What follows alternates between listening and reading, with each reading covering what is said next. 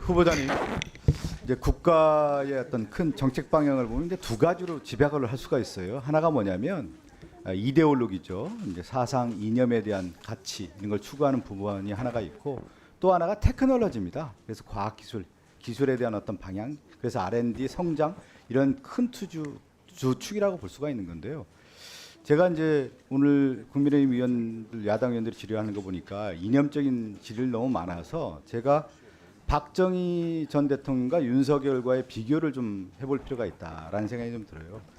박정희 대통령 쿠데타로 집권을 했는데 이데올로기를 굉장히 강조했죠. 반공 이데올로기를. 그러면서 뭐를 했냐면 테크놀로지를 강조했습니다. 그래서 R&D 산업을 육성을 하고 과학, 우리 얘기하는 것처럼 대덕 연구단지를 만들어서 국가 기술력을 발전시키고, 또 KDI를 만들어서 경제 정책에 대한 방향, 이 테크놀로지에 대한 상당히 강조를 했고, 그래서 산업화에 성공을 한 거예요. 또 하나 더 나아가서 의료보험 제도를 도입을 하는데, 70년대 의료보험 제도가 어디서 있었냐면 북한의 의료보험 제도가 자극을 받아서 박정희 대통령이 의료보험 제도를 도입해서 한국의 의료 산업이 발전하는 결정적 계기를 만드는 거예요.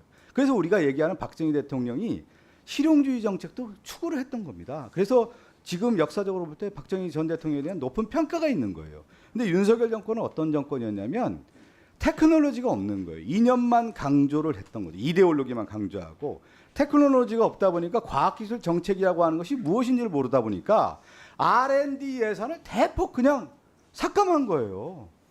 국가가 어떻게 가야 되는지에 대한 방향 자체가 없던 거였고요.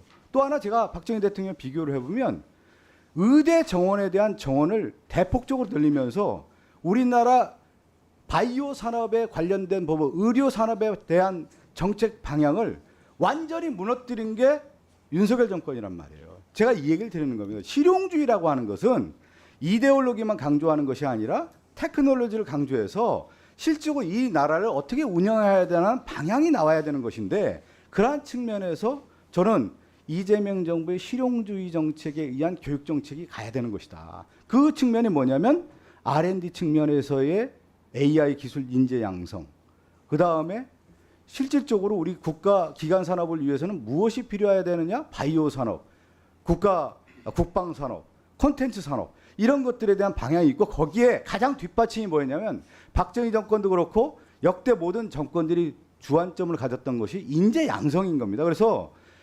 최계준 후보자께서 가야 될 방향은 뭐냐? 교육정책, 이재명 정부의 실용주의 정책으로서 테크놀로지에 대한 국가 성장 동력뿐만 아니라 앞서 얘기한 것처럼 이념 가치, 이데올로기, 역사관을 같이 균형 잡아주는 그런 장관 후보자들을 바란다는 말씀드리는데, 거기에 대한 제 의견에 대해서 후보자 의견을 듣고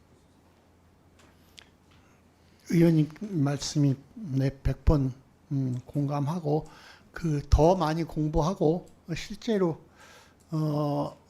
어떻게 AI 관련한 영재, 그러면서도 또 전체 나만을 위한 것이 아니라 다 함께 살아가는 공동체 정신을 갖추면서 우리나라를 이끌 수 있는 영재들을 길러낼 것인가.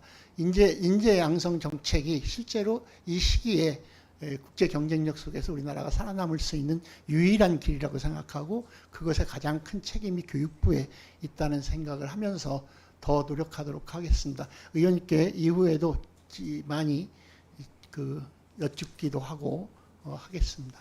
제가 얘기한 테크놀로지도 중요한데, 이데올로기 측면에서 왜곡된 이데올로기가 아니라 지금 장관 후보자께서 말씀하신 국가 공동체를 어떻게 운영해야 되는 그 가치와 기본에 대한 것들을 강조하는 교육 정책도 가야만 그것이 실용주의 정책으로서 완전된 것이고, 거기에 따른 인재 양성을 만들어내야 되는 것이 교육부 장관의 추후의 역할이 가장 중요한 것이다, 이 말씀을 드립니다. 네, 마음에 새기겠습니다.